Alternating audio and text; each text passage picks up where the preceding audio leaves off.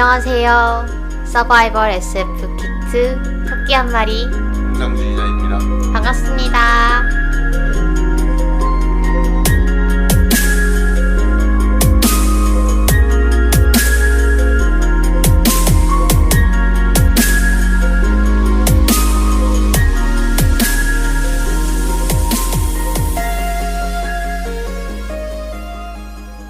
공상님 한 주 동안 잘 지내셨나요? 잘 지냈습니다. 네. 청취자분들은 잘 지내셨나요?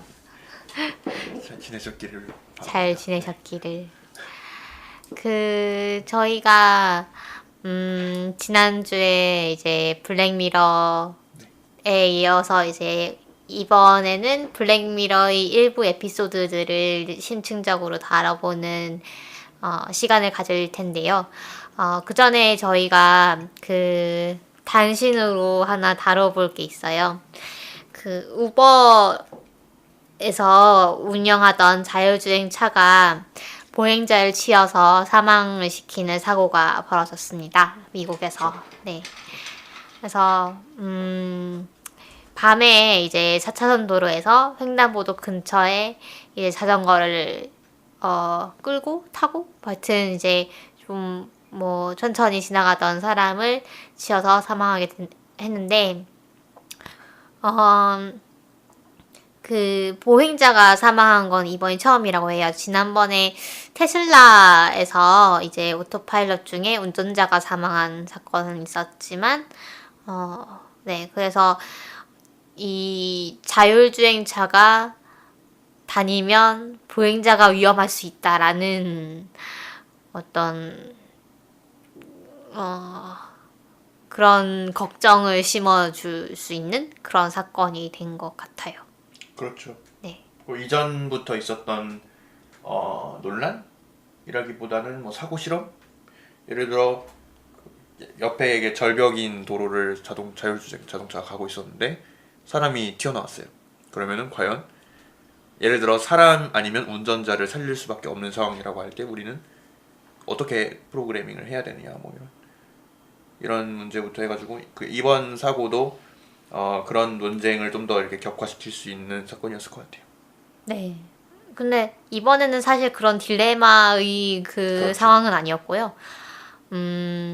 사실 이번 사건이 또 특이한 것은 지난번에 이제 테슬라 사고는 그냥 자율주행 레벨이 좀 낮았다고 합니다. 레벨 2여가지고 이제 그냥 약간 뭐라고 할까요? 미국에 보면은 크루저 모드라 그래가지고 차에 브레이크를 발로 안 밟고 이제 손으로 하던가 이렇게 해가지고 이제 주행하는 모드가 있거든요. 미국 같은 경우에는 고속도로가 너무 길기 때문에 완전히 사람이 할 필요가 없다 이런 건가요? 네, 그러니까 사람이 하는 거를 좀 줄이는 그런 정도인데 그보다는 이제 높은 거겠지만 네, 그러니까 네. 테슬라의 경우에는 이제 오토파일럿이었고 그걸 이제 운전자가 이제 주시를 하고 있고 여차하면 운전자가 컨트롤을 하는 그런 단계였는데 이번에 우버의 경우에는 레벨 4였다고 합니다. 그래서 물론 이제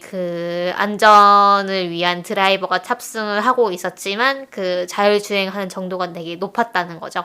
그래서 이게 어떤 완전 자율주행차의 경우에 휴먼 팩터라 그러죠. 사람의 경우에는 판단을 좀 미스할 수 있지만 자동차의 이제 머신의 경우에는 그럴 수가 없기 때문에 사실상은 이제 사고가 안 나야 되는데, 그러니까 예를 들면 아까 딜레마 얘기는 이제 프로그램한 대로 되겠죠. 그것도.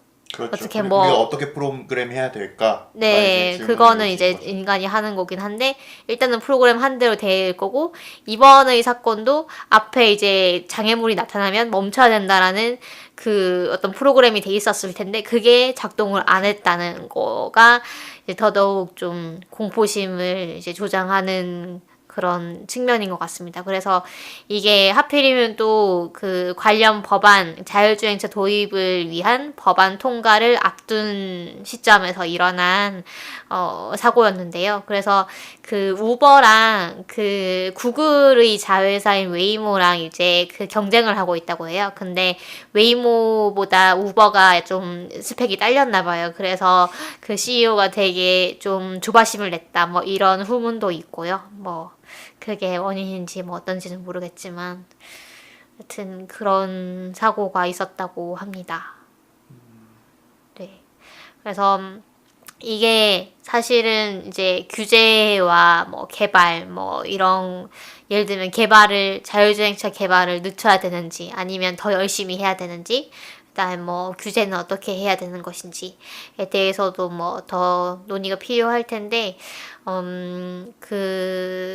지난번 테슬라 사고 때도 미 연방교통안전위원회랑 미 도로교통안전국에서 조사를 했는데 서로 엇갈린 이제 원인이 뭐 운전자에게 있는지 아니면 자동차에게 있는지 그러니까 테슬라에게 있는지에 대해서 그 의견이 갈렸다고 해요. 그래서 어떤 정해진 어떤 판단 기준 같은 게 아직 정립이 안 돼 있는 상태인데 우리나라도 이제 국토부에서는 레벨 3 이상의 자율주행차 임시운행 허가를 내주고 있지만 관련 법안이 없는 실정이라고 합니다. 그래서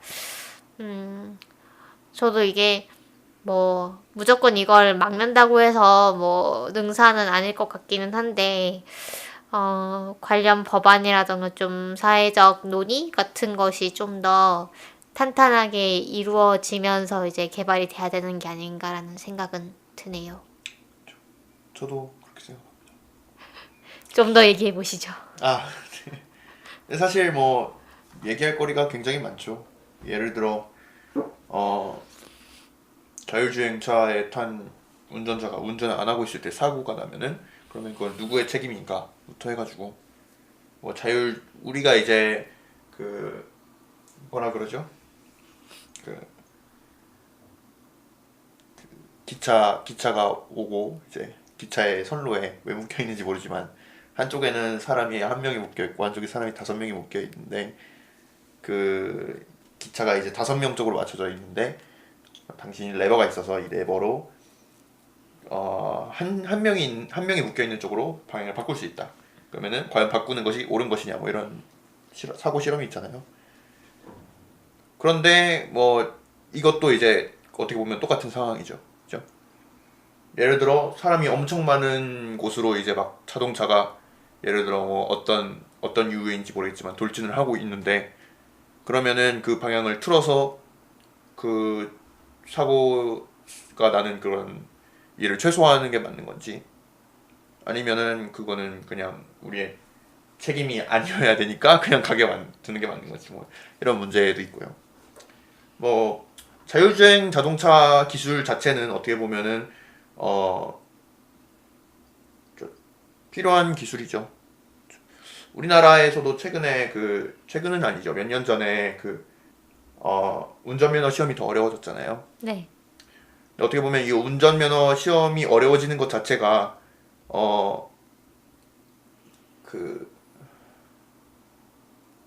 사람들이 운전면허를 딸 수 있는 그런 기준 자체를 높이기 때문에 그 기술에 소수자가 접근하기 어렵게 만든다고 저는 생각했거든요.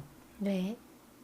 예를 들어 돈이 없어서 운전 연습을 할 수 없는 사람이라든지 뭐 그런 사람들에게 좀 더 허들이 높아지는 거잖아요. 네. 그런 거를 방지할 수 있는 그런 어떤 방안 중 하나가 되지 않을까 이렇게 생각을 했거든요.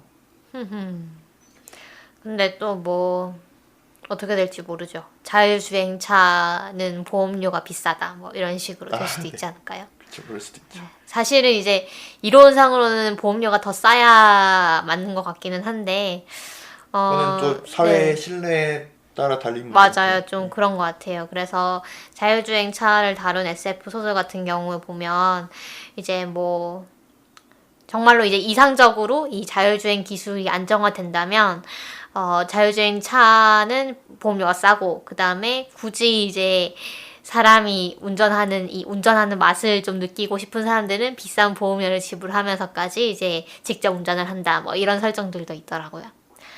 그래서 뭐 다양한 상황이 있겠죠. 근데 저는 사실 이 자율주행이라는 개념이 뭐 그렇게 특별한 개념인지 잘 모르겠긴 해요. 그 뭐 예를 들면 기차나 지하철 같은 경우도 사실은 뭐 물론 인간이 타고 있기는 하지만 거의 뭐 자율주행처럼 느끼면서 저희가 타고 있잖아요. 그래서 물론 걔는 레일을 달리고 이건 아니라는 뭐 차이점이 있지만 그래서 뭐 그 앨런 머스크 같은 경우는 그 완전히 그 어떤 트랙 터널 같은 거를 만들어 가지고 차가 그냥 그 레일 위를 달리도록 해가지고 뭐 좀 더 빠르고 안전한 교통망을 구축을 하겠다. 뭐 지하 터널 같은 걸 들어가지고 뭐 이런 얘기도 하고.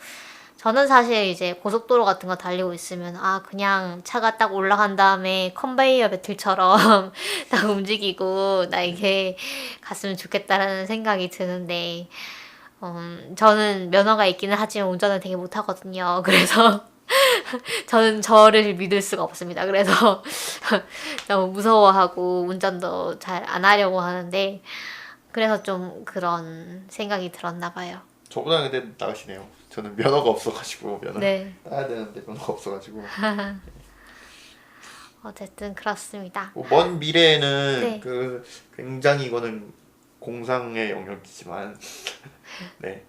그 이제 도로에 다 밑에 회로가 깔려가지고 각 자동차가 서로 어디 있는지 알고 그래서 예를 들어 그 도로에서 사실 차 막힘이 생기는 원인 중에 하나도 그 인간의 그 반응 속도 때문에 생기는 거잖아요. 그런 거예요? 그렇죠. 예를 들어 차가 동시에 같은 속도로 움직일 수 있다고 생각해 보세요. 그럼 막힐 리가 없는 거군요. 그렇죠. 그런데 하하. 차가 하나씩 가기 때문에 사실은 그런 막힘이 생기는 거잖아요. 호호. 그래서 만약 굉장히 공상의 영역에서 모든 차가 서로 어떤 그런 복잡한 AI를 공유한다면은 네. 그러면은 굉장히 효율적인 그런 도로 운행을 만들 수 있겠죠. 사고가 하나도 없고. 그렇죠? 그럴 수 있겠네요. 어떻게 될지 두고 봅시다. 네. 우리가 살아있는 동안은 뭔가 바뀌지 않을까요? 그럴까요? 네. 그랬으면 좋겠네요. 네. 면허 안 따도 되니까.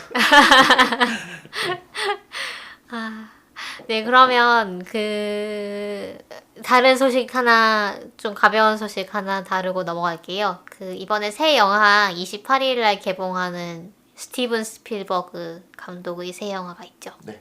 레디 플레이어 원이라는 영화인데 트레일러만 잠깐 봤는데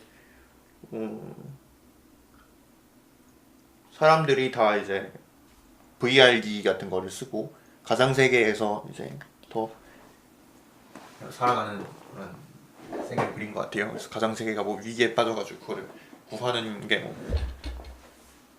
주요 골자인 것 같은데 사실은 영화가 지금은 아직 안 나왔기 때문에 28일이니까 이틀 후에 나오겠네요. 그렇죠? 네, 녹음을 하고 있는 지금은 26일이기 때문에 이 방송이 올라갈 때쯤이면 이제 개봉을 했겠죠. 그렇죠. 네. 아마 보실 건가요? 저는 사실 별로 공사님은 보실 거죠? 저도 잘 모르겠어요. 그래요. 네, 일단 영화 볼 시간이 나야 되는데 제가 요즘 바빠서. 네.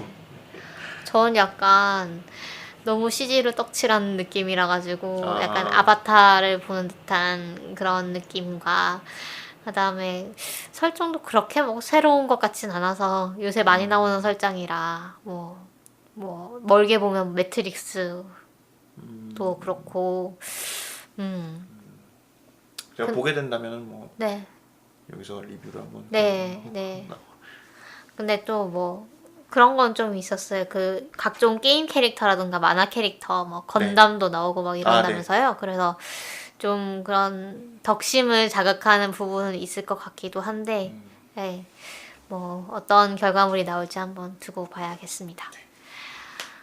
그럼 오늘 이제 본격적으로 블랙미러 에피소드를 시작을 해보도록 하겠습니다. 오늘 에피소드는 시즌 1의 1화 국가, 그 다음에 시즌 2의 2화 하얀 곰, 그 다음에 시즌 3의 1화 추락, 마지막으로 시즌 1의 2화 1500만 메리트, 이렇게 저희가 다뤄볼 예정입니다. 저희가 이 에피소드들을 다룬 기준이 뭐였죠? 까먹으셨군요. 사회 구조와 관련된 에피소드를 저희가 고른 걸로 기억을 하는데, 예를 들어 시즌 1화는 뭐 이름이 국가니까 그런 어떤 미디어에 관한 거였죠. 그렇죠. 네. 미디어의 힘이라고 네, 해야 되나요? 미디어나 뭐 네. SNS도 미디어라고 볼 수. 미디어죠. 네. 네. 그렇죠. 그렇죠. 그쵸? 근데 그리고 미디어가 뭘까요? 우리가 미디어라고 하면 어떤 걸 얘기를 하는 걸까요? 정보가 공유되는 그런 매개물을 의미하는 거 아닐까요? 그러니까 미디움이라는 말이 매개체라는 뜻이잖아요. 그렇죠. 그러니까 예를 들어 TV나 뭐 인터넷도 그렇고, 예를 들어 책 같은 것도 이제 어떻게 보면은 미디어의 일종이니까 그런 거, 그 매개물이라는 뜻 아닐까요? 말 그대로 정보의 매개물. 그렇죠. 그러니까 근데 이제 뭐든 간에 이제 매개물이 될 수 있는데 지금 저희가 얘기하는 건 어떤 전자매체인 거죠. 그렇죠. 블랙미러가 이제 그 IT를 다루니까. 그렇죠. 전자매체이고 네트워킹, 그러니까 온라인 네트워킹을 통해서 성립되는 그런 미디어, 전자 미디어를 저희가 주제로 한번 삼아봤습니다. 그래서 물론 이제 크게 보면 블랙미러의 많은 에피소드들이 그런 미디어를 다루고 있지만 이 에피소드들은 좀 더 중점적으로 다루고 있는 것 같아가지고 저희가 한번 골라봤고요. 그럼 시즌 1의 1화 국가부터 저희가 한번 참 시작하기 전에 이 에피소드들은 다 정말 재밌어요. 그런데 저희는 가차없이 스포를 할 겁니다. 그래서 혹시 보실 분은 이제 일단 보시고 오셔가지고 이제 방송을 들어주세요. 네, 국가의 그 스토리는 대충 어떻게 됐었나요? 이거 이제 영국의 그 왕실에 관한, 그러니까 왕실과 그 정부에 관한 이야기죠. 그래서 영국의 정부의 총리가 있는데, 이 총리한테 그 협박을 담은 동영상이 하나가 배달이 되는데, 그 동영상에서는 공주가 납치가 되어가지고 협박을 당하는데, 뭐라고 협박을 당하냐면 뭐 오후 몇 시까지? 오후 4시까지 생방송으로 그 총리가 돼지와 섹스를 하는 장면을 내보내면은 이 여자를 풀어주겠다, 공주를 풀어주겠다. 그거 이제 공주가 자기 입으로 얘기하죠. 아니면은 공주가 죽겠다, 뭐 이런 협박 테이프를 보내죠. 네. 그런데 이 테이프가 사실은 이제 유튜브에 올라가 있었기 때문에 그거를 뭐 9분 만에 이 정부에서 내렸지만 그 사이에 이 비디오는 정말로 온 세계에 다 퍼지고 사람들이 막 그 사이에 다운받아 놓은 거를 다시 올리고 뭐 이러면서 걷잡을 수가 없어집니다. 그러니까 이게 테러범이 그냥 그 요구를 했기 때문에 이걸 들어줘야 되는 게 아니고 여론이 생긴 거죠. 총리가 저걸 안 하면은 공주가 죽겠구나라는 걸 모두가 알고 있고, 그런 상태에서 이제 처음에는 사실 여론도 총리 불쌍해, 저걸 어떻게 이러면서 뭐 테러범이 오니까 안 들어줘야지 이러다가 중간에 이제 그 총리 보좌관 한 명이 이거를 이제 어떤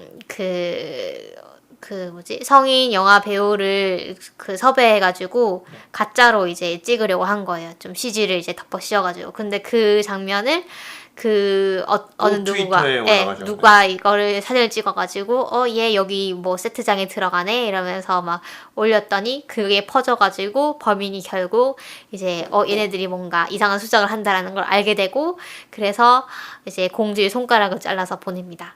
그래서 방송국에 보내죠. 그래서 그 다음부터 이제 여론이 역전이 돼가지고 저러면 총리 그냥 해야지 막 이러면서 해야 된다는 여론이 이제 왜 그렇게 됐을까요? 사실 잘 이해가 안 갔어요. 불쌍해서? 그게 처음에는 네. 좀 그런 게 있었을 거예요. 그 요구가 너무 어처구니 없잖아요. 그러니까 네. 이건 분명히 장난일 것이다 라던가 이게 뭐 그렇게 진지한 요구는 아닐 거고 뭐 설마 이제 그 공주를 죽이겠느냐 뭐 이런 게 많았다면 네, 동정 여론이나 근데 실제로 이제 공주가 어떤 위해를 당할 그 위험이 있고 게다가 총리가 이걸 뭔가 좀 거짓으로 좀 회피하려는 그런 시도가 보였다는 것이 이제 폭로가 됐기 때문에 이제 여론이 돌아섰던 것 같아요. 네. 그렇게 해서 결국 오후 4시에 총리는 이제 돼지와 그쵸. 네, 그 장면을 동영상 이제 생방송으로 이제 TV로, 틀게 네. 됩니다. 그래서 사람들이 다들 막 뭐 술집 뭐 어디 TV 뭐 앞에 모여가지고 다들 네, 그 병원에서 이렇게 네, 그 옹기종기 광경을 다 보죠. 그 정말 세기의 그 센세이셔널한 장면이니까 다들 이제 보려고 하는데 정작 또 이제 그 장면이 나오니까 다들 막 역겨워하면서 막 못 네. 보겠어 막 이러고 근데 그러면서 다 보고 네. 뭐 그런 장면이 나오고 근데 알고 보니까 공주는 그 4시 30분 전에 이제 풀려났고 네. 근데 사람들이 다 그 TV를 보느라고 거의 전 국민들이 그 TV를 보느라고 거리에 아무도 없고. 예, 아무도 없었기 때문에 공주가 풀려난 줄을 몰랐던 거죠. 네, 그래서 공주는 이제 풀려날 때 약에 취한 상태로 풀려나가지고 길거리 이렇게 돌아다니다가 쓰러졌는데 아무도 안 오고 구하러. 네. 네. 그래서 결국 이 범인은 자살을 하고 범인이 알고 보니까 어떤 예술가였고 네. 그래서 이게 어떤 그 현대의 행위 예술의 네. 일종으로서 그 심지어 그 손가락도 자기 손가락이었죠. 그쵸 자기 손가락이었고 그 얼마나 이 나라가 이제 이 미디어에 이제 종속돼 있는가를 뭐 보여준다거나 아니면은 그 현대 사회에서 이 미디어의 힘을 보여준다거나 뭐 이런 식으로 뭐 사람들이 후대에 뭐 이렇게 해석을 하기는 하는데 그런 예 그 그런 얘기한 후에 에피소드입니다. 그 총리의 지지율은 오히려 올라갔다. 그쵸. 네, 막 그런 얘기도 나오고. 그러니까 이게 정말 그 사람들이 있는 것도 좀 빠른 것 같아요. 있는 네. 그 어떤 일이 있었는지 어떤 충격이 있었는지에 대해서 아무리 이제 충격적인 사건이라도 딱 이렇게 시간이 흐르고 나면은 뭐 그럴만하지 뭐 이런 식으로 생각하게 되는 것처럼 이 미디어로서 이제 그 정보 전달이 아주 빨라지고 점점 더 많은 정보를 얻게 되고 점점 뭐 자극적인 정보도 많이 얻게 되고 뭐 하면은 이 자극적인 정보 하나하나의 그 중요함이 좀 떨어지는 것 같아요. 네, 그래서 사람들이 많이 좀 잊어버리게 되고 또 뭐 좀 네.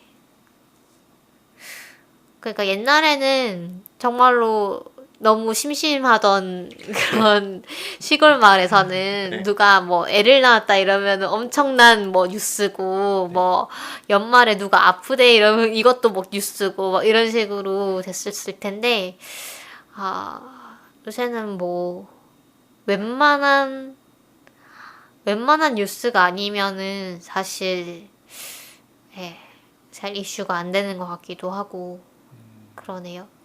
어쨌든 그래서 제가 이걸 보면서 든 생각은 일단 영국 왕실과 영국 정부는 이런 드라마를 네. 찍어도 가만 놔두는 것인가. 총리가 돼지랑 수간을 하는데 게다가 진짜니까요. 예.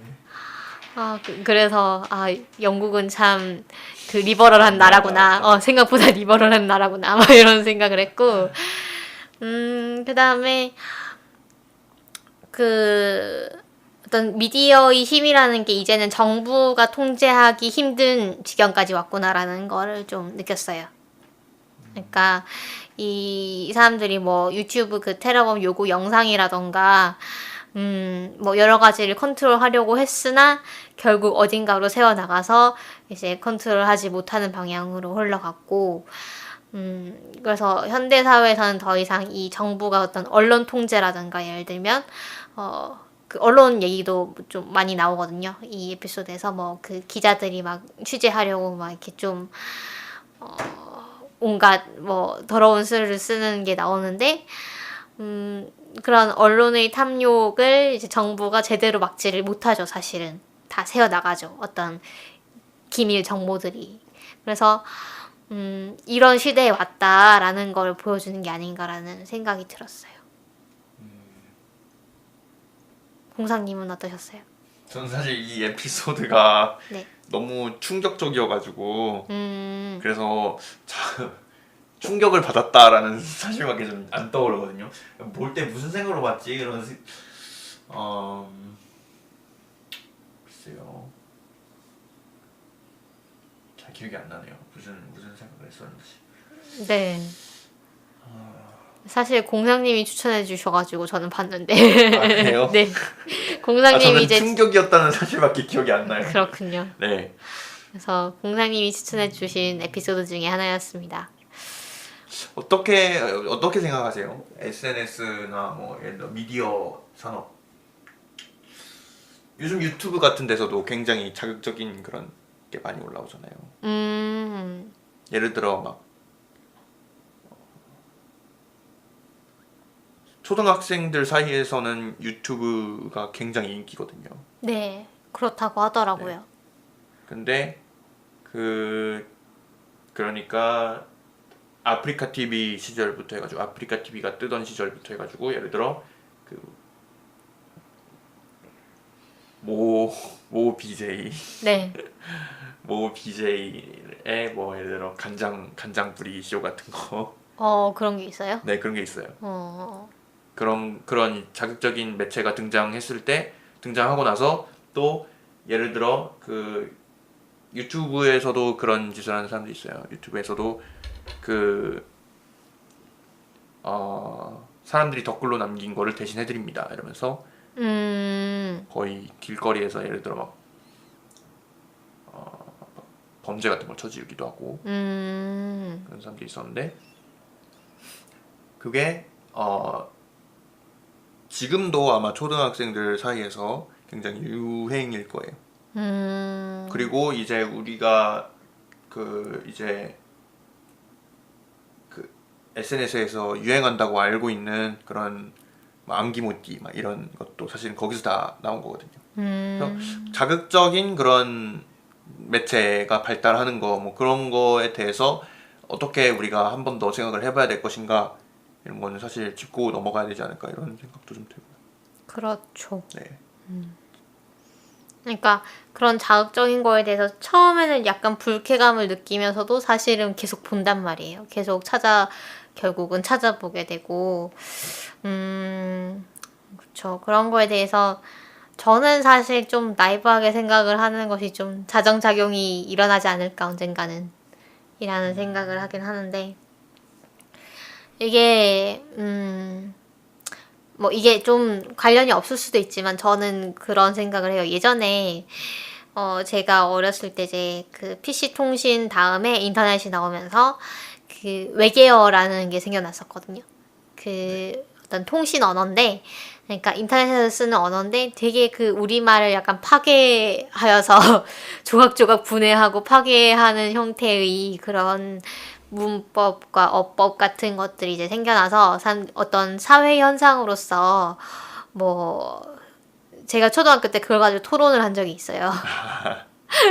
그래서 저는 우리말을 지켜야 된다는 쪽이었고 그 상대편은 이제 이것도 어떤 우리말의 변화의 일종으로 이제 봐야 된다 뭐 이런 얘기였는데 근데 이제 사실 저희가 이기고 있었거든요. 그 이제 우리말 지켜야 된다는 게 이기고 있었는데 갑자기 담임 선생님이 딱 보시더니 저쪽으로 붙으시는 거예요. 그래가지고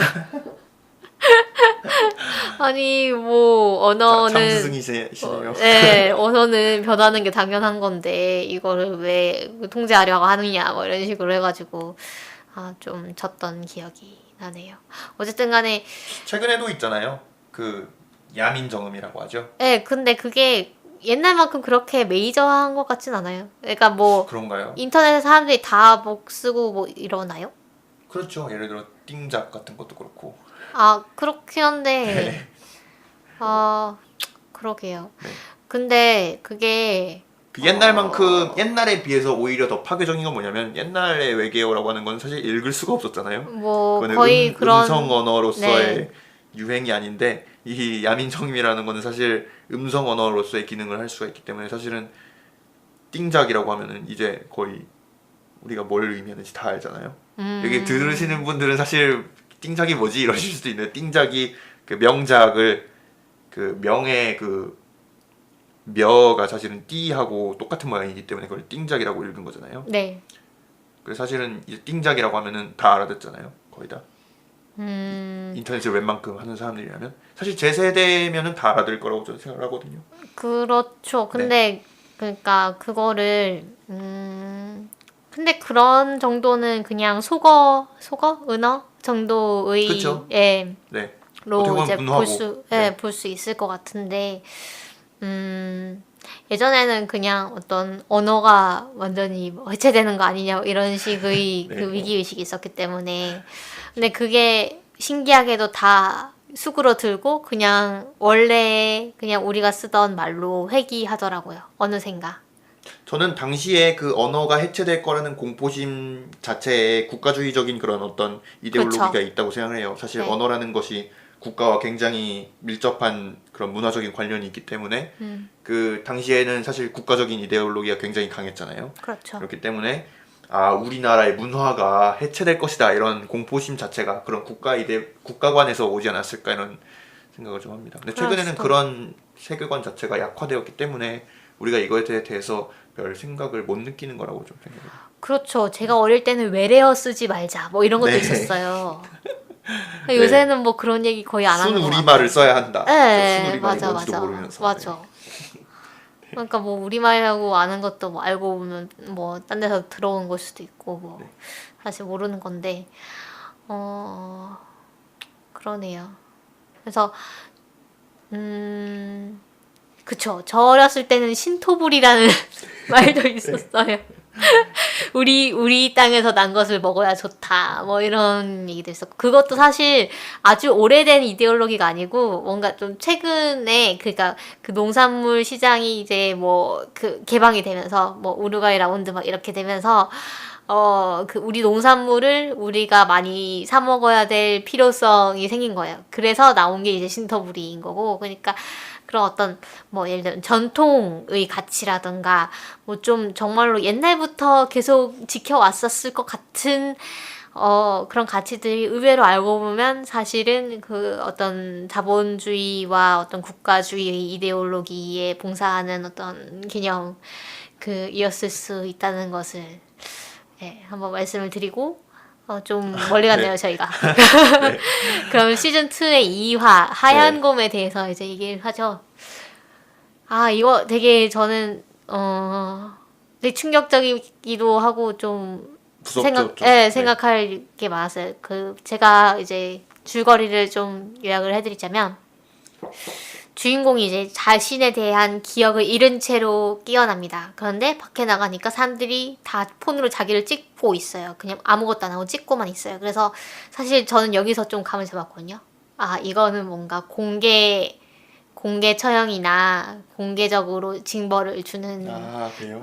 형태고 사람들은 그걸 구경하는 거구나라는 저는 전혀 감을 못 잡았어요. 감을 네. 잡았는데 사실 정말로 그런 거였습니다. 그래서 그 방관자의 이렇게 폰으로 이제 보고 아무것도 안 하는 사람들이 있고 사냥꾼들이 있어요. 그래서 사냥꾼들이 이제 그 자기랑 어떤 그 중간에 이제 도망치는 동료를 하나 얻는데 그 동료를 막 죽이려고 막 쫓아와요. 그런데 구경꾼들은 하나도 안 도와주고 이제 계속 폰으로 보고만 있는 거죠.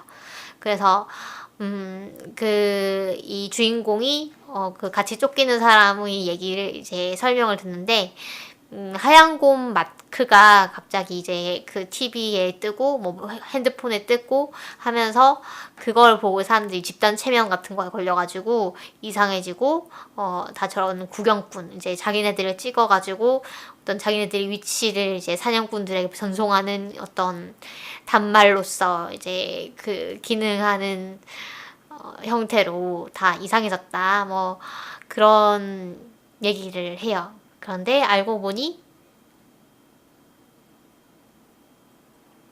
어디까지 하셨죠? 공사님 집중을 하세요. 이거 필요한 내용이 있어가지고. 알겠습니다. 네. 제가 마무리를 합시다. 네.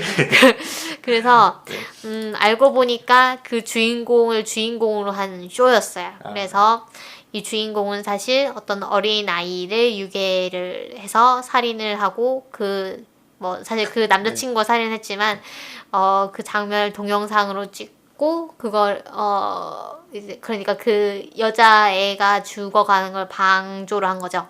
그래서 이 죄로 인해서 그 남자친구는 이제 감옥 안에서 자살을 했고 이 사람은 계속 매일 이제 기억을 잃어가면서 같은 이제 고통을 반복하고 있었던 것이죠. 자기는 이제 막 살인자에게 쫓기는데 주변 사람은 이제 폰으로 찍으면서 구경만 하고 있는 것이 사실은 자기가 이제 그 애가 죽어가고 있는데 자기는 이제 폰으로 그 장면을 촬영하고 있었던 것과 좀 딱 대치가 되는 거죠. 그래서 이런 프로그램이 더 좀 충격적인 건 뭐냐면 이 프로그램이 하얀 곰 저스티스 파크 정의 공원이라는 테마파크로서 일반인들에게 공개되고 어린 아이들에게도 견학 장소로 추천이 됩니다. 그래서 그 폰을 들고 있던 사람들은 다 관람객이었던 거고 어떤 살인하려고 막 쫓아오는 사람들이나 자기랑 같이 도망갔던 사람 다 이제 여기에 출연한 그냥 배우였던 것이죠. 그래서 하루의 마지막에 이 사람이 막 울면서 싫어요, 하지 마요 하는데 이제 이 배우들은 이제 이 사람한테 기억을 지우는 장치를 씌우고 그리고 이제 다시 하루가 시작되는 것입니다. 그래서 사실 기억을 지우는 게 아주 고통스러운 걸로 표현이 되거든요. 근데 이제 배우들은 그 고통스러워하는 주인공의 비명을 들으면서도 그걸 그냥 내버려 두죠. 저 사람은 저렇게 당해도 싸하다는 이제 생각을 하거나 아니면 그냥 좀 공감 능력이 마비가 됐을 수도 있는데, 그래서 그걸 보면서 사실 이 주인공이 나쁘다는 생각보다는 주인공 정말 불쌍하고 저걸 구경하면서 낄낄대면서 좋아하는 사람들은 다 좀 사이코패스 같다라는 생각이 들게끔 이제 에피소드가 구성되어 있어요. 그렇죠. 일부러 그렇게 만든 것 같아요. 네. 근데 여러분 어떻게 생각하실까요? 이게 정말로 예를 들면 여기서는 사실은 이 여자 주인공이 정말로 나쁜 사람인가에 대해서 좀 애매하게 나오거든요. 예를 들면 그 남자친구가 얘한테 체면을 걸어서 얘가 어쩔 수 없이 이제 그렇게 했다는 식으로 이제 이 여자 주인공은 주장을 하고 있고, 근데 예를 들면 정말로 나쁜 사람 예를 들면 여자들을 연속으로 막 성폭행하고 이제 죽인 이제 연쇄 살인범이라던가 이런 사람들 아니면 유아를 유괴해가지고 이제 죽인 사람이라던가 이런 사람의 경우에 사실 지금 이제 우리나라에 사형은 없잖아요. 네. 그리고 사형이 선고가 돼도 이제 집행이 되지 않잖아요. 그리고 그럼 사형이나 무기징역, 잘 안 되죠. 네, 무기징역 이 최대한의 벌인 건데 그 이상의 벌을 주어야 할 것 같은 정말 악랄한 사람이 있다면 어떻게 해야 할까요? 만약에 그렇다면 이런 벌을 주어도 마땅할까요? 그런 벌을 주는 것 자체가 맞을까요? 근데 어떤 면에서 그러니까 이건 이제 형벌의 목적과 관련이 있는 거죠. 네. 우리가 형벌을 왜 하느냐? 그것이 예를 들어 보복의 기능을 갖고 있느냐, 아니면은 그것이 교화의 기능을 갖고 있느냐, 그런 문제죠. 그렇죠. 이게 교화의 목적으로 한다고는 볼 수가 없는 게 주인공은 뉘우친 다음에 또다시 리셋이 되거든요. 그래서 그렇죠. 사실 이거는 어떤 수형자의 인권을 고려하지 않은 처사이기도 하고, 그 다음에 어떤 말씀대로 교화시키려는 목적보다는 복수? 좀 이 사람이 당한 대로 이제 저지른 그 죄만큼 이제 당해야 된다라는 좀 약간 함무라비 같은. 네. 저는 그거하고는 좀 다르다고 생각을 했어요. 제가 생각이 났던 거는 범죄자를 공개된 장소에서 노동을 시키거나 네. 예를 들어 그건 이제 근대에 있었던 형벌 중 하나인데 그 도로를 공사하는 곳에서 범죄자를 예를 들어 노동자로 사용한다거나 그런 것들이 좀 떠올랐거든요. 이거는 뭘 의미하는 거냐면 네. 이거는 이제 범죄자에게 생산성이 있는 일을 하도록 부과함으로써 그 사람들을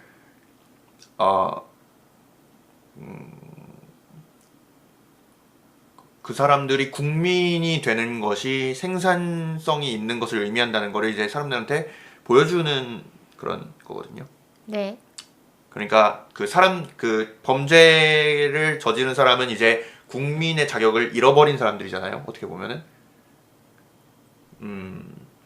그런데 그거를 다른 국민들한테 이 사람이 열심히 노동을 해서 국민의 자격을 다시 얻을 수 있다라는 거를 보여줌으로써 다른 사람들한테 생산성이라는 게 이렇게 중요한 거다라는 거를 이제 훈육하는 거죠. 네. 그렇죠. 그래서 요 에피소드에서도 이제 이 사람처럼 살면 안 돼라는 거를 보여주기 위해서 그게 뭔지 잘 모르겠지만 그 사람처럼 살면 안 된다는 걸 보여주기 위해서 이렇게 열심히 광고를 하는 거죠. 저는 좀 그렇게 봤어요. 그거랑 노동이랑 좀 다른 것 같은데요. 그런가요? 저는 그냥 생산성을 이 범죄자가 한 그 방관하는 그 행위에 정확하게 그냥 대치시켰다 이렇게 생각을 했거든요. 그 방관하는 행위를 하지 말아야 한다라는 거를 보여주기 위해서 이 범죄자를 끊임없이 이렇게. 그러니까 노동의 경우에는 네. 그러니까 이 범죄자도 우리의 일원이 될 수 있고 이런 절차를 통해서 뭐 그런 거를 이제 납득시키는 이제 건데 이거는 그런 건 아니잖아요.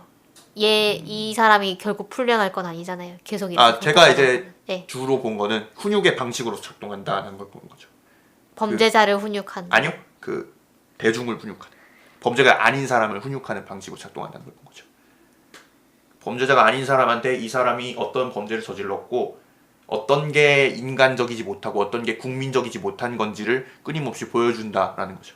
네, 그거는 있을 네. 수 있죠. 네. 그런 방식에서 저는 그 범죄자를 광고하는 범죄자를 그 대중에게 보여주는 방식으로서 그 노동이라는 처벌을 이 생각이 났다.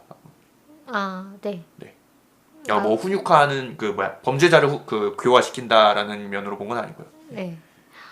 근데 이게 정말로 이 보는 사람들에게 효과적인 훈육일지 잘 모르겠는 게. 네, 저도 그 생각은 들었어요. 네, 왜냐면은 사실은 저는 오히려 굉장히 모순적인 게 뭐냐면은 다들 찍잖아요. 네.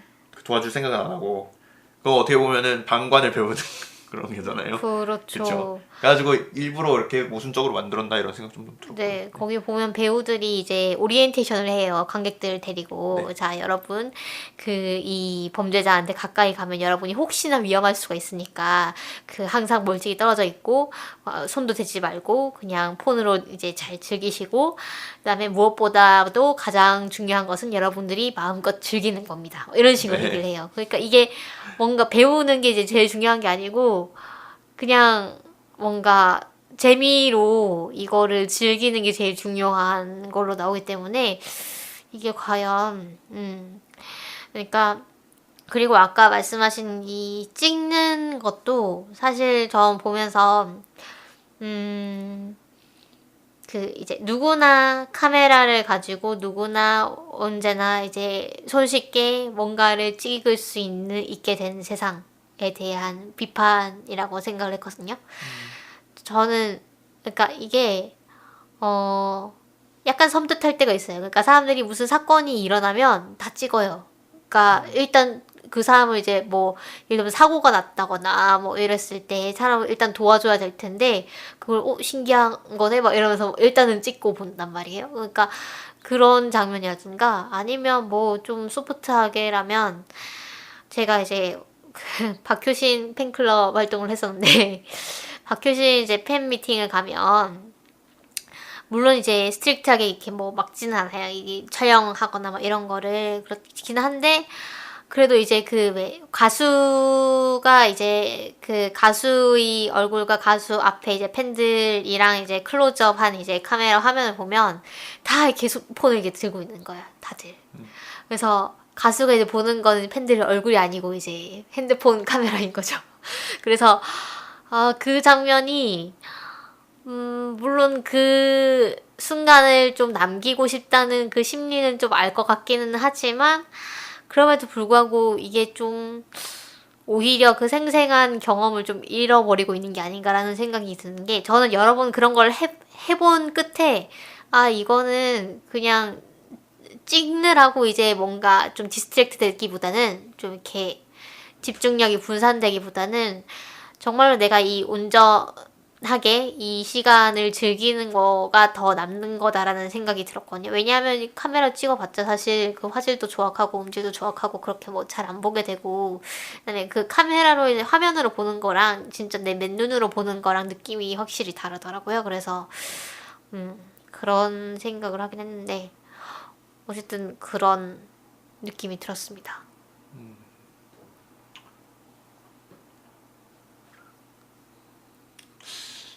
그럴 수도 있죠. 잘 모르겠군요. 네. 그런 왜요? 것 같기도 하고, 네. 같기도 하고 안 같기도 하고 잘 모르겠고. 물론 저도 폰카로 많이 찍습니다. 많이 찍지만요. 네. 네. 그래서 그 아까 말씀하신 유튜브 컨텐츠처럼 어떤 무엇이든 간에 컨텐츠로서 소비하려는 그런 사회가 아닌가라는 생각이 드네요. 네. 그래서 뭐 예를 들면 유튜브 아까 말씀하셨다시피 컨텐츠를 만들기 위해서 실제로 폭행을 한다거나 네. 협박을 한다거나 뭐 이런 사건도 있었고요.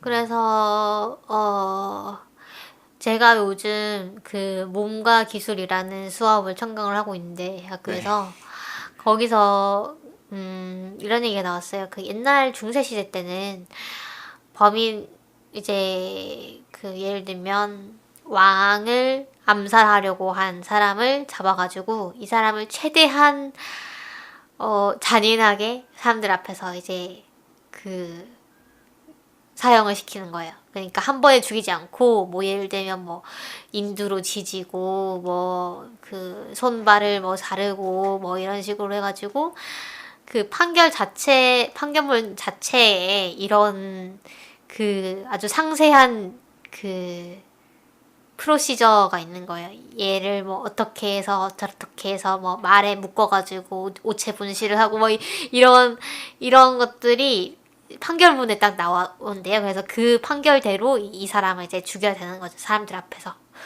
그래서 당시 근데 네. 그게 그 무작위적으로 일어난 건 아니었어요. 저도 이제 감시와 처벌을 읽었는데 네. 그 미셸 푸코의 감시와 처벌이라는 네. 저서가 있습니다. 거기에 나오는 이제 내용인데요. 무작위적이 아니라는 게 어떤 뜻이죠?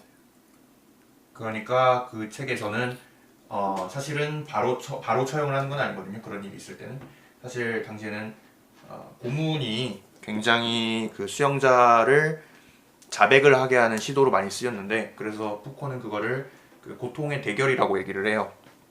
고통을 받아들이는 자가 결국 그거에 굴복하고 자백을 할 것이냐 아니면은 그 고통이나 자기가 받은 그 고문의 흔적을 무죄 증명으로 받아들일 것이냐 그게 이제 고통의 대결이라고 얘기를 하거든요. 네. 그래가지고 그 대결 끝에 그 자백을 하게 되면은 이제 광장에 놓여서 사형을 하게 되는 것이죠. 네, 그래서 이런 그 신체형이 그냥 아무렇게나 자르고 죽이고 그런 게 아니라 그것이 사실은 다 어떤 명문화가 되어 있거나 아니면은 암묵적인 그런 룰이 있었다는 것이죠. 어떤 범죄의 경우에는 어떻게 할 것이고 이런 것들이요. 근데 사실 이 그 푸코에도 나오는 얘기지만 당시에 사람 그 처형하는 그 장면은 공포의 장소이기도 했지만 어떻게 보면은 그 굉장히 열정적인 장소이기도 했거든요. 사람들이 그 범죄자의 감정을 이입하고 또 거기서 난폭하게 굴기도 하고 또 가끔은 그런 곳에서 그 혁명이 일어나기도 하고 그런 장소였거든요. 그래서 그 사실은 근대에만 가도 이런 것들이 다 없어져 버렸죠. 이게 권력이 어떻게 권력 구조가 바뀌면서 그렇죠. 당시 중세에 있었던 그런 봉건 사회나 그런 것들이 산업화 사회로 그 바뀌면서 그렇죠. 그리고 뭐 인권이나 뭐 인간 존엄성이라는 얘기가 좀 생기고 그거에 힘입어서 당시에 계몽주의자라고 하는 사람들이 이런 처벌 이런 신체형을 그만둬야 한다라는 얘기가 나오면서 사실은 없어져 버렸죠. 그래서 사실은 저는 이 에피소드가 약간 충격적이긴 했지만 좀 너무 옛날 얘기처럼 생각이 들었던 건 뭐냐면 사실은 오늘날의 형벌은 이런 식이 아니잖아요. 오늘날의 형벌은 또 미셸 푸코의 이야기를 인용을 하자면은 굉장히 숨겨진 곳에서 일어나거든요. 사실 우리는 그 형무소나 아니면은 그 감옥에서 어떤 일이 일어나는지 노출이 잘 안 되거든요. 맞아요. 그 최근에 드라마가 하나 나왔어요. 슬기로운 감방생활. 네, 굉장히 재밌다고 하더라고요. 네. 그런 드라마 그 자체 미디어에 비춰진 게 사실은 얼마 안 됐죠. 그래가지고 감옥에서 무슨 일이 일어나는지도 모르고 그 사실 아까 제가 말했던 예를 들어 그 수형자를 노동자로 쓰는 그런 일도 이제는 거의 안 하거든요. 그런 것도 굉장히 음지는 아니고 인터넷에 이렇게 열심히 검색해야 찾을 수 있어요. 그 사람들이 만드는 제품을 살 수가 있는데 그것도 굉장히 어렵습니다. 그 좋아요, 그것도 막 굉장히 싸요. 네, A4 용지 같은 거 싸게 살 수 있고 그렇거든요. 네, 사실은 굉장히 숨겨져 있죠. 사회에서 격리되어 있고. 그렇죠. 네, 그래가지고 저는 이걸 볼 때는 너무 오래된 논의인 것 같다 이런 생각도 좀 들었어요.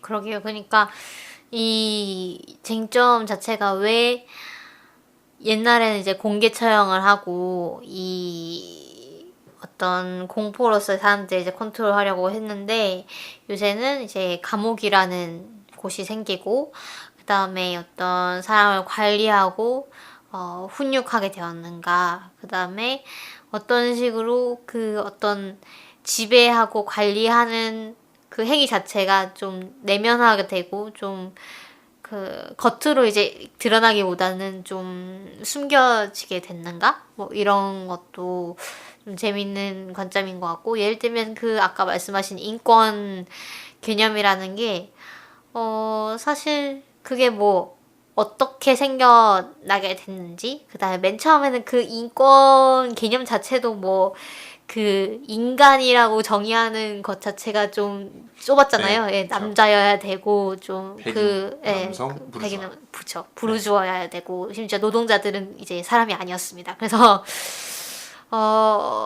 그런 상황에서 이제 이 인권의 개념이 과연 그 이런 이제 관리 체계의 변화에 얼마나 영향을 주었을 것이며 뭐 이런 거에 대해서 뭐 여러 가지 생각을 할 수가 있겠죠. 근데 뭐 저희가 너무 들어가면은 또 뭐 너무 길어지므로 네. 그래서 일단 그 몸과 기술이라는 이 수업에서 다루는 것은 이제 몸이 어떻게 사회학적인 이제 현상을 보여주는 어떤 곳으로서 이제 작용을 할 수가 있는가. 그다음에 사회학에서 그 몸이 그 좀 폄하되었고 그다음에 그 비교적 연구가 안 되어 왔었는데 이 몸에 주목하면서 우리가 어떤 것들을 알 수 있는가 뭐 이런 얘기를 많이 하는데 지난 시간에 저희가 USS 칼리스터 얘기를 잠시 했는데 여기에서도 이제 몸을 통제함으로써 사람을 좀 통제하려는 내용들이 보이거든요. 그러니까 비록 가상의 몸이긴 한데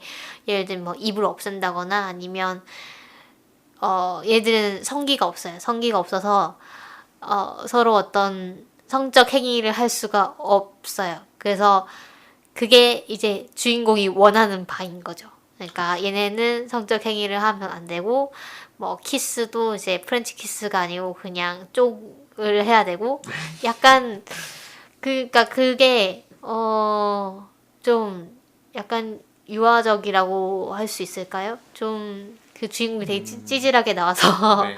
사실은 뭐 그런 거를 좀 네, 암시하는 거일 수도 있는데 뭐 하여간 예를 들면 이 잘못했을 때 벌을 줄 때 얘를 괴물로 이제 그 변신시켜 가지고 벌을 준다거나 뭐 이런 식의 몸을 통제함으로써 이제 권력을 휘두르는 주인공이 나오기 때문에 네. 뭐 이런 얘기도 관련이 있을 것 같아요. 네 관련이 있는 것 같습니다. 얘는 뭐 또 마음대로 죽을 수도 없고 하니까 어쨌든 뭐 그런 에피소드였고요. 이 에피소드 정말 할 수 있는 얘기가 많을 것 너무 같습니다. 많네요. 네, 시간이 많죠. 얼마 안 남았네요. 그러니까요. 그러면 이제 시즌 3의 1화 추락으로 넘어가죠. 네. 네, 그 추락은 제가 저번에 말씀드린 것 같이 어텀먼트랑 오만과 편견의 감독 조 라이트가 연출을 맡은 화입니다. 그래서 아주 색감이 예뻐요. 그래서 근데 이쁜데 그 내용은 정말로 감정 소모가 심한 내용입니다. 일단 내용은 제가 소개를 할까요? 네, 소개해 주시죠. 그 인스타 같은 프로그램이 있는데 그 프로그램에서 사람들이 서로 그 평점을 매겨줄 수가 있는 사회예요. 그래서 이 사실 평점에 의해서 굉장히 많은 것이 결정이 되고 예를 들어 그 뭐 회사에서의 평판이나 뭐라 그러죠? 고용 같은 거 아니면은 집을 계약하는데도 평점을 봐야 되고 뭐 비행기 자리를 예약하는데도 들어가고 아니면은 뭐 처벌의 방식으로도 사용되죠. 예를 들어 뭐 폭력 행위를 하면은 점수를 깎거나 몇 시간 동안 감점이 뭐 2배가 된다거나 이런 게 되고 그래서 서로 이제 굉장히 친절하게 하려고 하고 또 막 점수를 많이 받으려고 하고 서로 이렇게 점수 교환하고 그리고 막 높은 사람들이 점수를 많이 주면은 공유가 돼가지고 또 점수가 막 확 오릅니다. 그래가지고 그 예를 들어 그 인스타 인기인 같은 사람들한테 막 이렇게 팔로우 받으려고 그러고 또 그 컨설턴트도 있죠. 그렇죠. 점수 설계해주는 컨설턴트죠. 그래서 주인공은 이제 평점이 4.3점이었나 막 그래요. 네. 근데 자기 동생은 평점이 굉장히 낮고 동생은 사실 그런 걸 별로 신경 안 쓰고 사는데 그 자기가 어떤 집을 예약을 하려면은 계약을 하려면은 평점이 4.5가 이상이 되어야 된다라는 거를 알아가지고 이제 자기 친구 중에 친구는 아니죠 사실 네. 어릴 때 이제 학교 폭력 가해자 뭐 이런 사람이었는데 그 친구가 평점이 4.7점인가 그래가지고 그 친구 결혼식에 가가지고 평점을 올리려고 그래요. 컨설턴트한테서 이제 그렇게 하라고 조언을 받죠. 왜냐면 집을 계약하려면 평점이 높아야 되니까. 그런데 그 가는 도중에 계속 막 사건이 생기고 문제가 생겨가지고 계속 평점이 떨어져가지고 막 2점 아래로 떨어지죠. 그래가지고 경찰서에 이렇게 갇혀서 끝나는 그런 에피소드입니다. 네. 그래서 뭐 한마디로 요약하자면 인스타 관종의 최후라고나 네. 할까. 네. 저도 페북 관종입니다. 네. 네. 관종은 여기서 관심 종자의 준말이고요. 그 좀 좋아요 받으려고 좀 환장한 사람들을 예, 일컫는 말이죠. 그래서 저는 뭐 더한 관종이기 때문에. 네. 그래서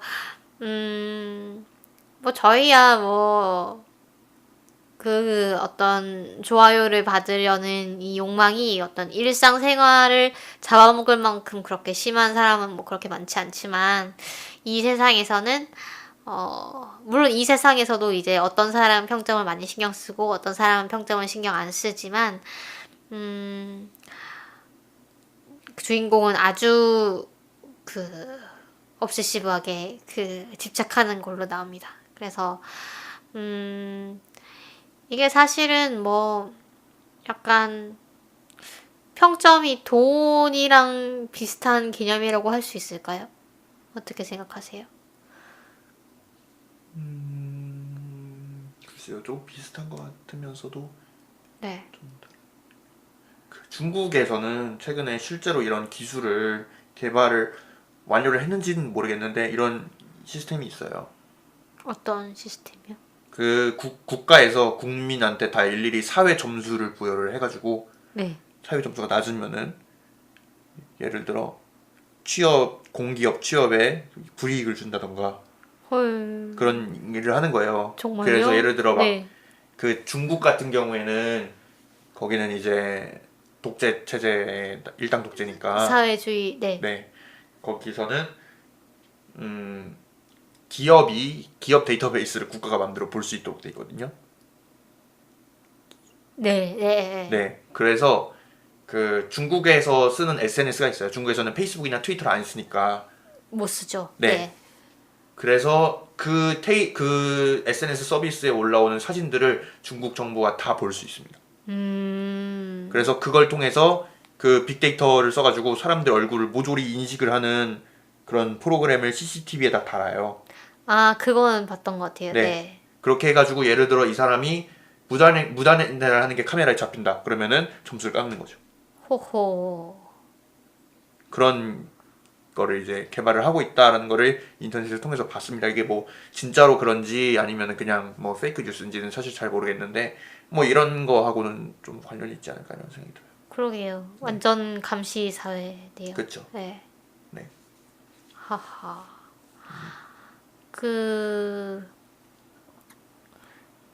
여기서 이제 주인공이, 뭐, 약간 좀 흔한 플롯이라고 할 수도 있겠습니다. 이제 처음에는 사람들한테 다 이쁨 받으려고 엄청 자기답지 않은 일도 막 하고 하는데, 결국은 이제 나는 이런 사람이 아니라는 것을 깨닫고 자기 마음대로 하다가 망가지고 근데 사실 마지막에 이제 그래서 감옥에 갇혀가지고 같이 감옥에 갇힌 다른 사람이랑 서로 욕 배틀을 하거든요. 그래서 F 네, F워드 배틀을 하는데 평소에는 이 평점이 떨어질까봐 전혀 입에 담지 못했던 말들을 이제 네. 다 뱉는 거죠. 그래서 그 과정에서 정말 좀 속 시원해하는 그런 장면이 나오기도 하고요.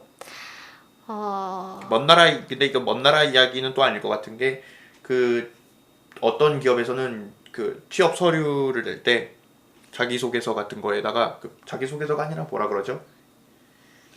이력서요? 이력서? 지원서? 네, 뭐 그런 거에다가 네. 저기 그 SNS 계정을 적게 돼 있습니다. 허허. 그러니까 그냥 보겠다 이 소리죠. 시찰을 하겠다. 이런 그건 것들. 사실 뭐 평판이 높은지를 보려는 건 아니고 좀 이제 정치 성향이나 이런 걸 알기 위해서 보는 거 아닌가요? 같은 거죠. 왜냐면은 그거를 감시 당한다는 걸 알게 되는 순간 SNS에서 활동을 규제당하는 거잖아요. 그렇죠. 방향이 좀 반대이긴 하지만 네.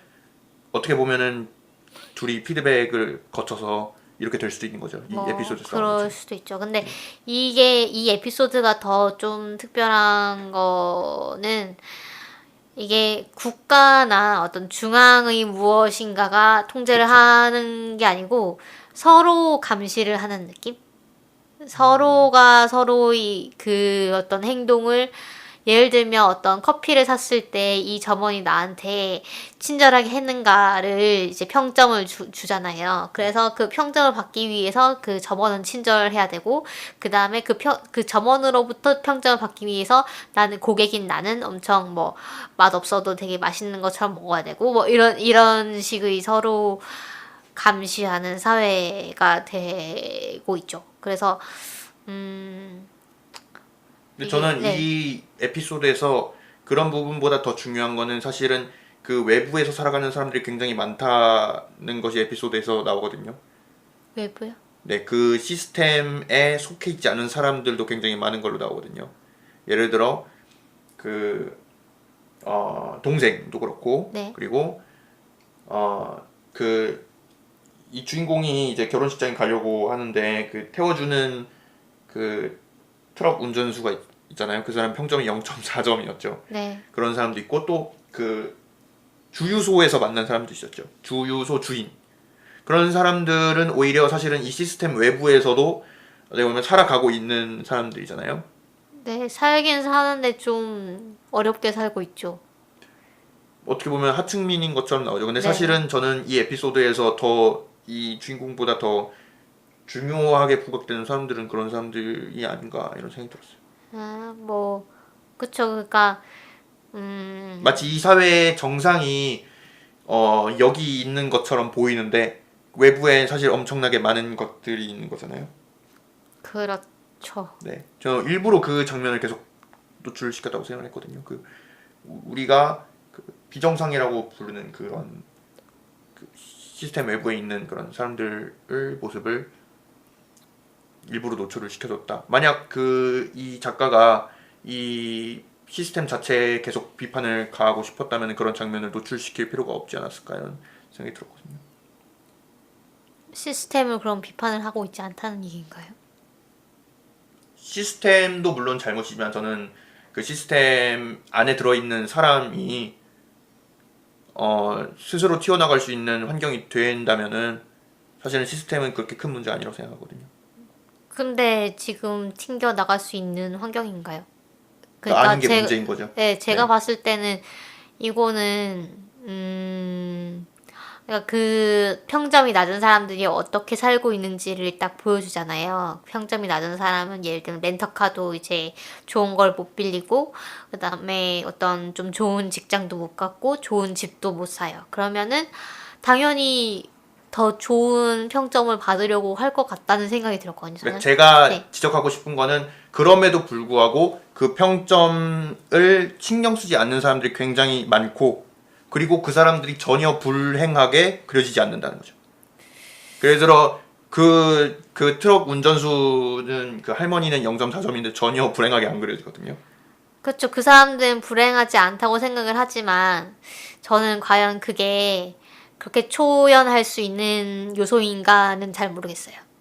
어떤 사회적인 안정과 그 좀 안정적인 직업과 그러니까 그 사람들이 어떤 되게 죄송합니다.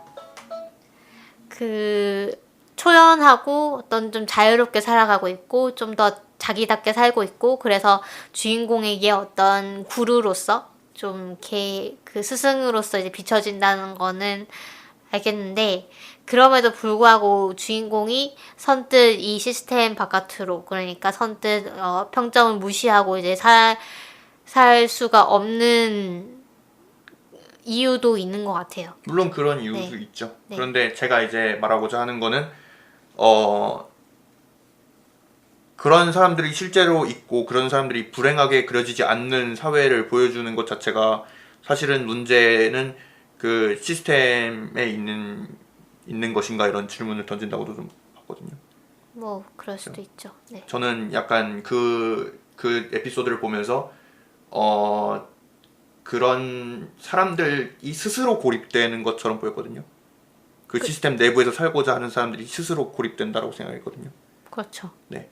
그래서 오히려 중요한 것은 그 시스템을 어떻게 해체시킬 것이냐가 아니라 그 시스템 외부를 어떻게 우리가 그 아지트로 만들 것이냐 뭐 이런 얘기를 하잖아요. 개토를 아지트로 만든다 이런 얘기를 하잖아요.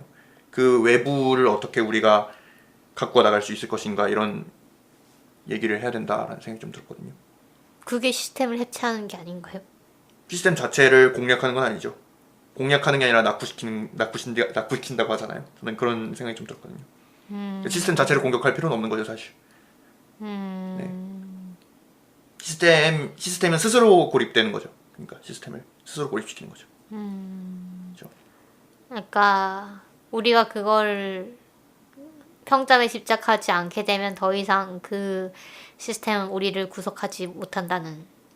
네, 뭐 그렇게 해석할 수도 있고, 근데 그거는 좀 너무 러프한 건 아닐까 이런 생각도 좀 들고요. 근데 네. 어쩌라는 거죠? 네. 네. 근데 사실은 너무 약간 이게 뭘 비판하고자 한 건지 모르겠지만 너무 SNS 비판에 좀 집착한다는 느낌도 좀 있었어요. 왜냐면 저는 사실은 그 핸드폰을 제 몸의 일부처럼 생각을 하기 때문에 사실은 저는 페이스북을 제 인격의 어떤 확장이라고 생각을 하면서 사용을 하거든요. 그냥 너무 그 약간 틀에 박힌 비판처럼 보이기도 하고 그 시스템에 대한 비판이. 그래서 저는 오히려 이 에피소드에서 좀 더 눈여겨 볼 거는 그런 외부에 있는 시선이 아닌가 그런 생각이 좀 들더라고요. 네. 저는 사실 그 부분은 약간 좀 식상했던 것 같고요. 그 어떤 너는 이렇게 신경을 쓰면서 아득바득 살고 있지만 사실은 그렇게 하지 않아도 너가 너 자신으로 살아도 괜찮아라는 메시지 자체는 되게 좀 흔하게 볼 수 있는 메시지고 그렇긴 한데 저는 그냥 틀 자체가 좀 신선했어요. 어떤 평점으로서 이제 평가받는 사회가 온다면 이런 식으로 사람들이 스스로를 가둘 수 있겠구나라는 생각이 들면서 근데 그러면 이게 과연 아직 오지 않은 미래인 것인가 아니면 이미 지금 우리가 그렇게 살고 있는가에 대해서 좀 돌아볼 수 있지 않나? 라는 생각도 들기는 했어요. 그래서 저는 그 틀 자체가 사실은 멀리 있는 게 아니라 그냥 사회가 요구하는 정상성이라고 좀 생각했어요. 그렇죠. 네. 정상성인 거죠. 그거는 이미 작동하고 있죠. 어떻게 보면. 그렇죠. 이게 극 중에서는 이제 그 정상성이라는 거는 사람들과 관계가 좋아야 되고 네. 서로 친절해야 되고 많은 사람을 알아야 되고 뭐 그 서로의 일상에 관심을 가져줘야 되고 뭐 어떤 좀 네, 정말 뭐 웃으면서 사람을 대해야 되고 뭐 이런 특별한 것들. 일상을 공유를 하고 네. 네, 그래서 좋아요를 많이 받고 뭐 이런 것들이 정상성으로 나오는데 감성 있어야 되고. 그렇죠. 네. 네. 인스타 감성 이런 거. 맞아요. 뭐 그게 네. 우리 사회와 약간 결이 다르긴 하지만 우리 사회 같은 경우에는 뭐 약간 그 사람에 따라 다르긴 하지만 뭐 남성 같은 경우에는 남성적이어야 되고 뭐 여성 같은 경우에는 여성적이어야 되고 이런 것들이잖아요. 저는 그게 뭐 크게 차이가 없다고 봤어요. 이 드라마 이 에피소드를 보면서. 네. 그냥 그거를 그냥 대체시키고 그러면은 사실은 그 사회에서 보여주는 그 평점이 낮은 사람들은 우리 사회에서 대치시켜 보면은 정상성에서 벗어난 사람들을 말하는 거죠. 그렇죠? 그리고 정상성에서 벗어나기가 참 힘들죠. 근데 그 정상성에서 벗어난다라고 말할 때 그러니까 그게 네. 어떤 그러니까 사실은 별게 아닌데 아닐 수가 별개가 있는데 아니기보다는 제가 생각하기에는 네. 정상성에서 벗어난다는 말 사실 잘 성립이 안 된다고 생각을 해요. 비정상성이 된다는 게 무슨 뜻이죠? 예를 들어 제가 갑자기 장애인이 된다는 뜻도 아니고. 그 저는 정상성에서 벗어난다라는 말을 할 때 이미 우리가 정상성에 갇혀 있다고 생각을 하거든요. 그렇죠. 네. 네. 그러니까 정상성이라는 건 사실 저희가 정상이라 져서 정상성인 게 아니고 그 누구죠? 정체성의 그 행위 이름이 기억이 안 나네요. 라투르요? 아니요. 아무튼 정상성이란 게 우리가 정상이라서 그런 게 아니고 사실은 우리가 계속 정상성에 다가가려고 하기 때문에 정상이 된다고 그렇죠. 생각하거든요. 어떤 이상이 있는 거고. 네. 네. 그걸 뭐라고 부르는지 기억이 안 나는데. 근데 이 에피소드 마지막에 보면은 그 주인공이 정상성을 포기하잖아요. 네. 정상성에서 비정상으로 이렇게 가잖아요. 사실은 이 사회에서 정상인 사람은 없어요. 그렇죠. 우리는 정상성에 복무를 하고 정상성을 강화하고 정상성의 방향으로 움직이기 때문에 정상이 되는 거지. 사실은 비정상이 된다라는 말은 정상이 되기를 포기한다라는 말과 저는 똑같다고 생각하거든요. 네. 그러니까 정상이 뭔지는 모르겠지만 그런 사실 저는 그게 어떻게 성립이 되는지 잘 모르겠어요. 그 정상이 되기를 포기한다라는 게 무슨 뜻인지 잘 모르겠지만 이 작품에서 저는 그렇기 때문에 그 주인공이 마지막에 욕을 할 때 그거는 단순히 자기가 자기답게 되는 게 아니라 그 역방향으로 움직인다라고 생각했거든요. 정상성에서. 이 사회에선 사실 정상과 비정상이 너무 극명하게 대립이 되고 사실은 정확하게 보이기 때문에 우리 사회랑 좀 다른 면이 있기도 하지만 저는 이 작품 마지막에서 그 경계가 해체되는 걸 좀 보여준다라고 생각했어요. 비정상 되기를 통해서. 그럴 수 있겠네요. 네. 네. 네.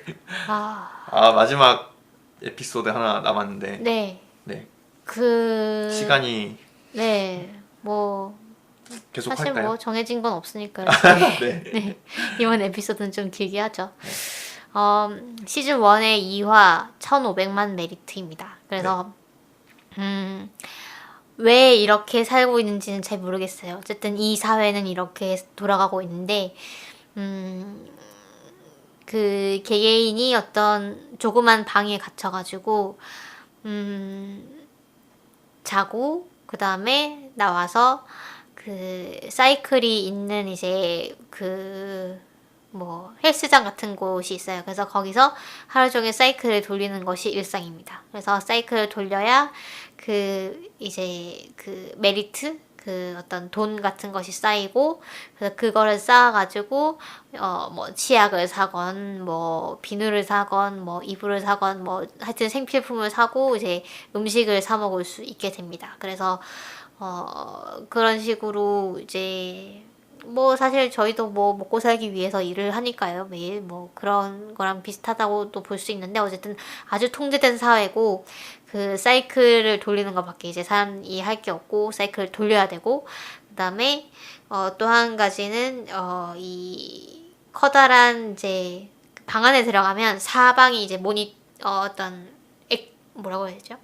디스플레이예요. 그래서 그 거기서 나오는 TV 프로그램을 안 보고 싶어도 봐야 돼요. 이거를 안 보려면 이제 돈을 내야 되는, 벌금을 내야 되는. 네.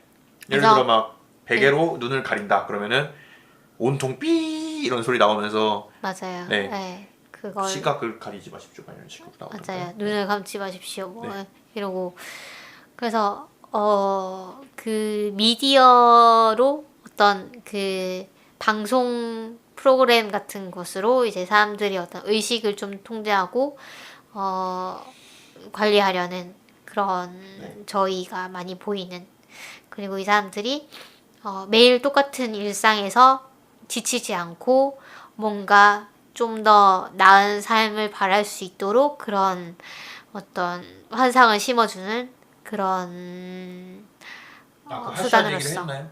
네? 핫샷 얘기를 하셨나요? 하시? 핫샷. 핫샷 아니요? 네. 네. 그걸 얘기를 해야 왜 나은 삶을 바라는지 좀 이해가 될 것 같아요. 아, 네. 그래서 그 아메리칸 아이돌이나 뭐 저희 뭐 슈퍼스타 K 뭐 이런 것처럼 핫샷이라는 오디션 프로가 있습니다. 거기서 이제 그 사람들이 1,500만 점을 모아야 거기에 일단 그 응모를 할 수가 있어요. 그래서 거기에 응모를 하면 거기에 나와서 어떤 노래를 되게 잘 부르거나 이러면은 탑스타가 되는 거죠. 그래서 이 매일 이제 자전거를 돌리는 삶에서 해방이 될 수가 있는 거예요. 그래서 그 영상을 만드는 사람이 되죠. 그렇죠. 네. 그래서 출연지. 네. 그래서 주인공이 어느 날 이제 그 어떤 여자분이 화장실에서 노래를 부르는 걸 듣고 아 너는 재능이 있어 저기 한번 나가봐 하면서 자기 형이 죽으면서 자기 물려준 이 1,500만 메리트를 이 여자분한테 기부를 합니다. 그래서 여자분이 오디션 프로에 나가는데 근데 이 심사위원들이 아 이제 가수는 너무 많은 것 같아 이러면서 성인 프로에 나가볼 생각 없냐고 너 이제 몸매도 좋고 충분히 얼굴도 이쁜데 이러면서 그렇게 해서 결국 근데 이 주인공이 아니고 이 여자는 그 출연하기 직전에 어떤 이상한 음료를 먹어요. 이걸 꼭 먹어야 된다고 하면서 그래가지고 그걸 먹어서 좀 몽롱한 상태에서 이제 수락을 해버리게 됩니다. 그래서 주인공은 엄청나게 좌절하죠. 자기가 이제 응원을 했던 이제 친구가 저렇게 되니까. 그래서 그러니까 막 그 실제로 막 TV 프로에 나오잖아요. 네. 광고에 나오고. 네. 네. 그래서 절망을 하다가 자기도 나갑니다. 엄청 열심히 네. 해가지고 나가서 유리 조각을 이제 한 손에 들고 내가 한 음료 그거. 네, 내가 그 음료도 안 먹어요. 일부러 그 다 먹은 음료 꽉을 이제 숨겨두고 네, 그 있다가 여자가 먹었던 거. 네, 네, 네. 그래서 나 지금 끌고 나가면 내가 나 죽어버릴 거야 이러면서 네. 목에 이제 유리 조각을 대고 이제 하고 싶은 말 막 다 하죠.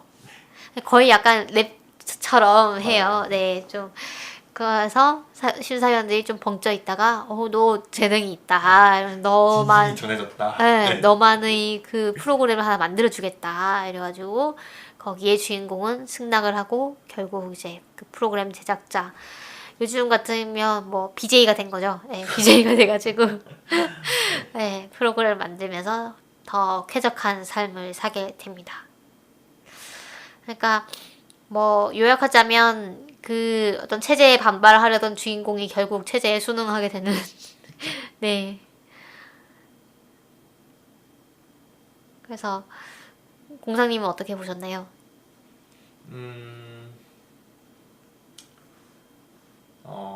제가 보면서 떠오른 거는 위인전 같은 게 좀 떠올랐어요.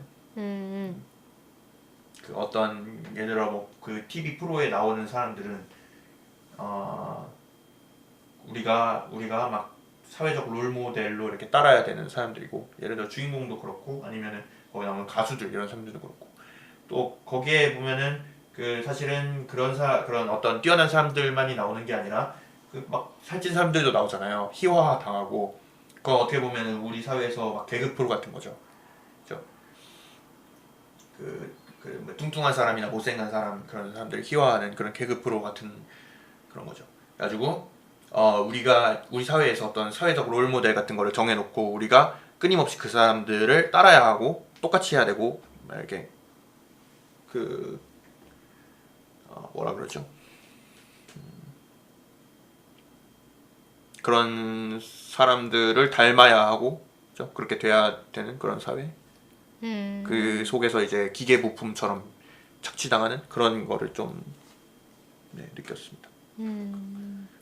그래서 그 정말로 이 인간을 통제하기 위해서 다양한 수단을 쓰는데, 예를 들면 이 돈으로 살 수 있는 게 그 아바타의 뭐 머리라던가 의상 같은 걸 살 수가 있어요.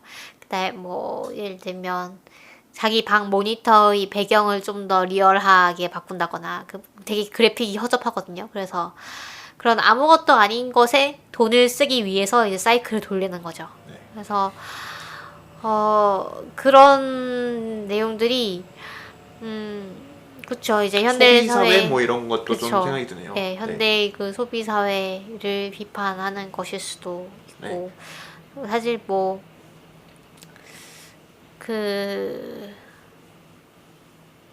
그렇죠. 네. 끊임없이 벌어서 이렇게 뭔가를 사고 뭐 돈을 쓰고 뭐 이런 것들 좀 비판한 것 같기도. 돈을 쓰기 위해 벌고. 네. 네. 그래서 뭐 그건 별개로 이제 왜 사람들이 다 사이클을 돌리는가에 대해서 생각을 했었는데, 뭐 전기를 생산하는 것 같아요.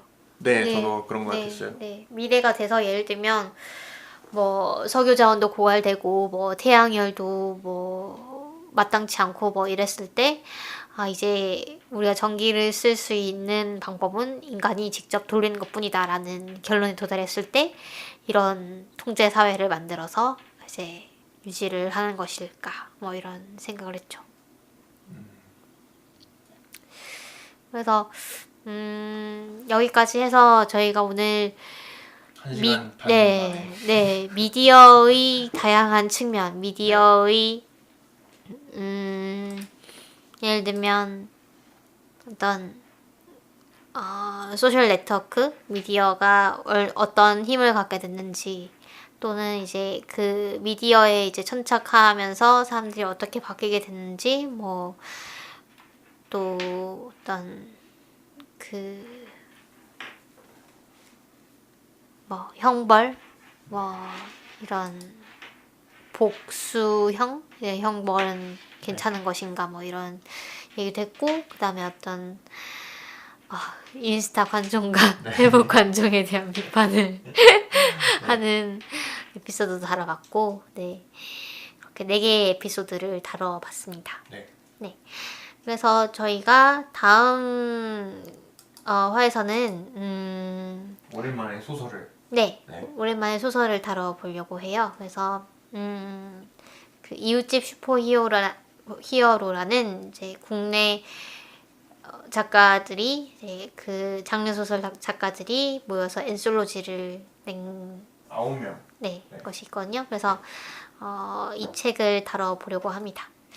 재밌는 책이니까요. 한번 읽어보시고 이제 방송을 들으면 더 재밌으실 것 같아요. 그러면 저희 그 방송은 팟빵, 유튜브, 파티, 그 다음에 아이튠즈 팟캐스트에서 들으실 수 있고 의견 있으신 분은 페이스북 페이지나 아니면 그 지메일 계정 서바이벌 SF 키트 gmail.com으로 메일 주시면 저희가 참고하도록 하겠습니다. 유튜브 댓글이나 팟빵에도 댓글 네, 팟빵에도 댓글 남기실 수 있고요. 저희가 댓글 항상 체크하고 있습니다. 혹시나 누군가가 남겨주시는 게 아닌가 하고 남겨주시면 저희가 방송에서 읽어드리니까요. 네, 많이 남겨주시면 감사하겠습니다. 그럼 다음 주에 봬요, 여러분. 네. 다음 주에 봬요. 빠이빠이. 빠이빠이빠이.